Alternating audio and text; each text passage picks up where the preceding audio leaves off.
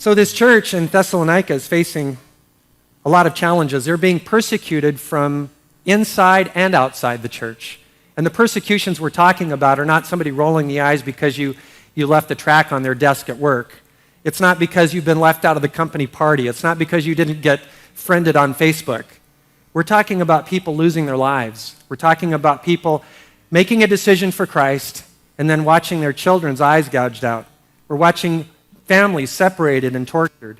We're watching people lose their sense of identity and their vocation. We're seeing people go through some very costly suffering as a result of following Christ. And these were the early days of some outpourings of persecutions that would continue to grow in the church in the centuries to come.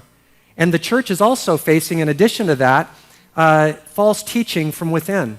And they're confused about a number of things. And then to top everything else off, they're looking forward to this hope that Paul talked about, this eternity and glory, the promises of the inheritance of Christ, and all the things that come with ruling and reigning with Christ. But because of the brevity of his initial visit, they don't have a handle on that.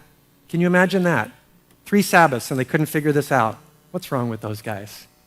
Well, a lot of us have been Christians for many years, and we're still trying to grapple with those truths about the eschatology or the end times events of Christ. And so Paul is going to encourage them and send this letter about their future and their faith because they were being shaken because of the events that were taking place. And the truth is that every once in a while in life, and sometimes unfortunately or fortunately, depending on your perspective, we get shaken by problems. And a number of you, probably many of you today, are shaken by problems that you're facing. Maybe not as severe as the church in Thessalonica, but they're shaking nonetheless. And in the midst of that, you can kind of feel like life is dumping on you. And I don't know if you've ever been in one of these windows. I'm assuming you have. It's if you have a problem here and a problem there and a problem there, that's okay. But when suddenly they keep piling on and piling on and piling on, you can feel overwhelmed. You can feel like quitting. You can feel like giving up. Reminds me of a story of a farmer that had a donkey that was kind of on the older side, was kind of losing its sight, but it was a real faithful donkey and plowed the fields faithfully. And one day he woke up in the morning and he heard this awful braying, and he couldn't find where it was coming from. And finally he discovered where it was coming from. It was an open well. It was a dry well. It was useless, and his donkey had fallen into this well. And it was a deep well, 40, 50 feet, and he's trying to figure out how he's going to get this donkey out of this well. He tried ropes, he tried everything he could think of, and he just couldn't do anything. And so he was trying to determine as to the possibility of saving this donkey. He finally came to the conclusion, I'm not going to be able to get this donkey out of this well, and this donkey's old, and I planned on filling this well up anyway. I'm just going to bury the donkey. So he invited his neighbors over, and they all got out there, and they started shoveling and filling up, and they probably got to what they thought was maybe a good 10 feet of soil in there, and they began to hear initially this screaming from the donkey, and then everything went silent, and there was no noise at all.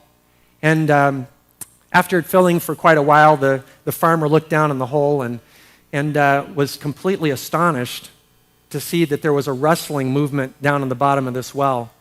And what was happening is that this donkey was so distressed by the fact that it was being buried, but it decided to stay standing, and every time a shovel full of dirt came on its back, it would just shake it off, and then it would step up. And another shovel full of dirt, and it would shake it off, and it would step up. And the end of the story is this donkey got out of this well, just walked right out. With all this stuff that was piled on him, he just shook it off and stepped up. You know what I want to share with you today is that God has given us the capacity in his promises, in his word, in his salvation, in his love, to help us to be able to shake it off and step up in the midst of problems.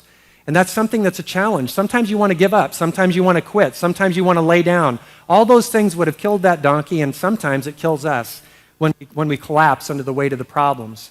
But when those problems keep pounding on your back and they keep coming from above or wherever, you're not even sure where they're coming from, one of the principles in Scripture is that he gives us the power to shake it off and to actually allow those problems to become the very form of transformation that we need to be delivered.